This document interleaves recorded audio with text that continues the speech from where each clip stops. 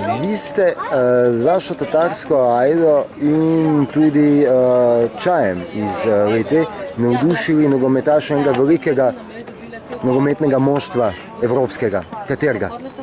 Ja, tako je.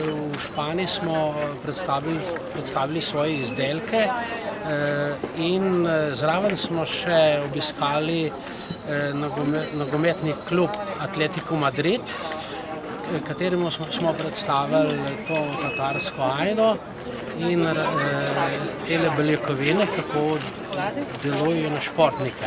Naprimer, pri pšenici beljakovina deluje tako, da energija hitro zraste in energija pade. To je za šprinterje, za maratonce pa je primerna tatarska ajda, ki energija dlje časa drži. In smo predstavili Atletico Madrid in obiskali